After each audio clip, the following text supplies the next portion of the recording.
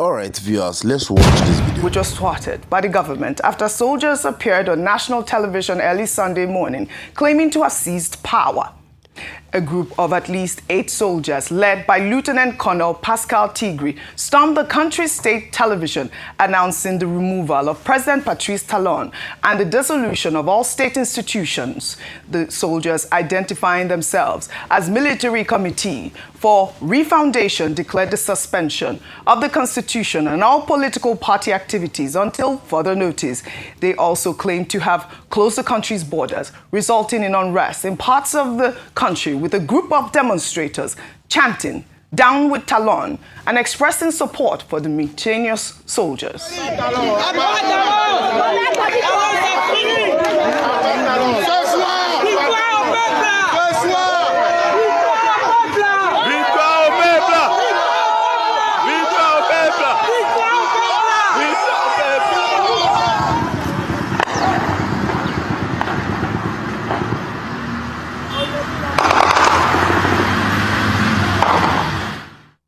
Well, barely 12 hours after gunfire first rang out in several neighborhoods in Cotonou on Sunday, Benin President Patrice Talon announced that the coup had been thwarted, stating that the country's armed forces and National Guard remained loyal to the Republic, asserting that they stood firm, recaptured their positions, and cleared all resistance held by the mutineers.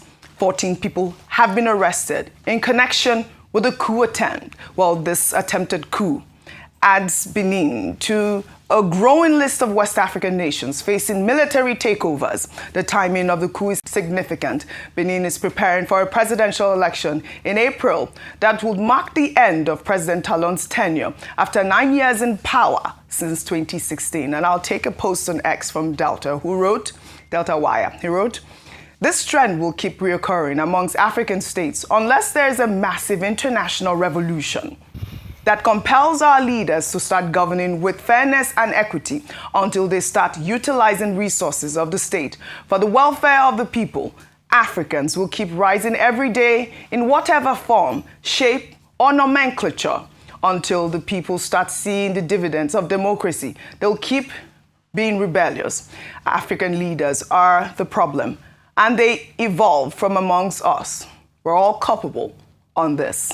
Well, amid reactions to the failed coup attempt, the coup leader, Pascal Tigri, reappeared in a video which went viral on Sunday, stating that they undertook the mission to free Benin from the dictatorship of President Talon before going on to caution France to stay out of their internal affairs. While ECOWAS released a statement on X condemning the coup, describing it as an unconstitutional move, while Nigeria's Ministry of Foreign Affairs stated that they stand in firm solidarity with the government and the people of the Republic of Benin. Subsequently, at the request of President Talon, Nigeria sent Air Force fighter jets and ground troops to take over Benin's airspace and help dislodge the coup plotters, eliciting more reactions. There was a statement that was sent out by Bayo Ononuga. If we can take that statement, he wrote, President Bola Ahmed Tinubu has commended the gallantry of Nigeria's military on Sunday for responding swiftly to the requests by the government of Benin Republic to save its 35-year-old democracy from coup plotters. Well, he went on to state that the Nigerian government acted on 2 separate requests from the government of Benin. First, by ordering fighter jets to enter the country and take over the airspace to help dislodge the coup plotters. And secondly, the authorities in Benin requested the deployment of Nigerian Air Force assets within Beninois airspace for surveillance and rapid intervention operations under Benin-led coordination, with Nigeria's Chief of Defense Staff, General Olufemi Oluyode, confirming that all the requests had been fulfilled And, you know, I wanted to take that response from an ex-user.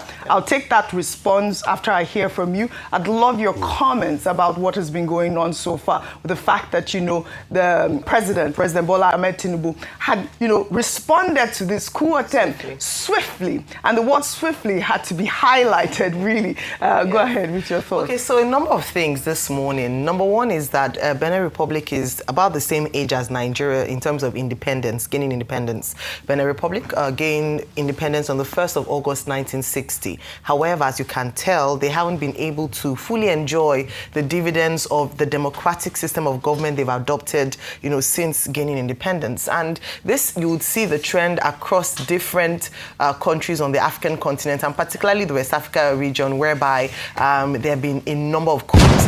In the Republic of Benin itself, only less than a year ago, two close associates of the president were indicted as, you know, a coup was foiled, and two close associates of the president were indicted and handed 20 years imprisonment for the attempted coup. A little over a year afterwards, we are now seeing another attempt of a coup. A number of things could have been said would be responsible, OG. Number one, of course, is the lack of strong institutions, the fact that the people do not believe that they are enjoying the dividends of democracy. Only last month, the president had, through the rubber stamp assembly, extended the tenure of presidency limits from 5 years to 7 years. And this was said to be preparing the grounds for his anointed candidate in the next cycle of election, which is meant to take place next year, April of 2026. So these are some of the factors that some people have highlighted as a reason for why their agitations and a small group of influential people, as was described by the foreign interior minister, have come together now to announce this coup. Thankfully, Nigeria rose up to the task as big brother.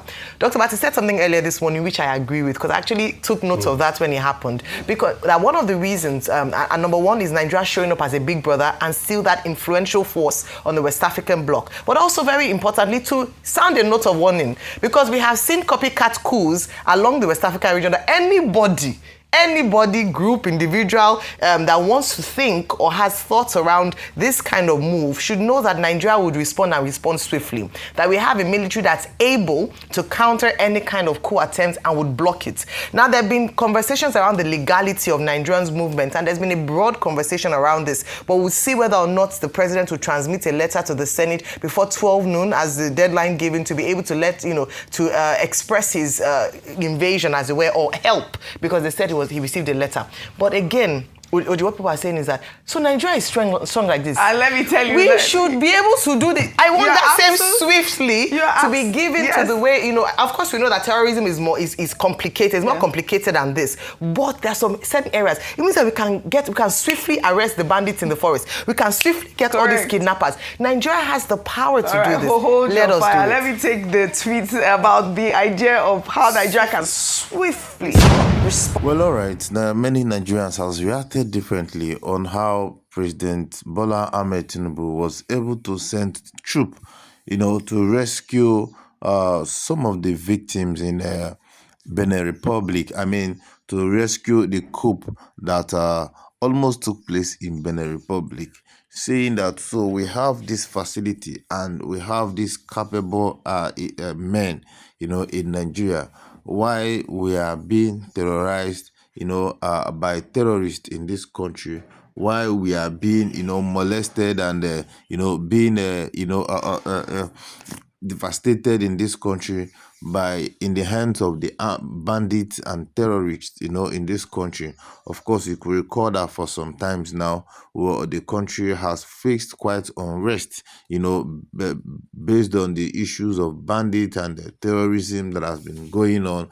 And then this just came up, and then the president was able to send in troops, you know, both air and the land forces that were able to rescue and to, you know, calm the situations as requested by the Benin Republic president. And Nigeria was able to successfully give this assistance to these guys, and everything came back to normal.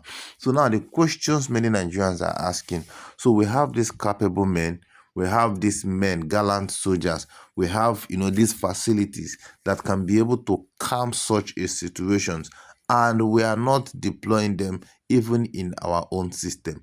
We are not using them in our own country to calm the situation that is going on in Nigeria. And this has caused a lot of reactions, making people to react differently to this. People are now beginning to think that, oh, that is to say that the major problems that we are facing in this country is not just the banditry that we are, are alleging or alleging to be. It's actually the politicians, the leaders, the people who are in government. They know, they understand what is really going on, but they are not putting on any effort to tackle the issues. What is your opinion?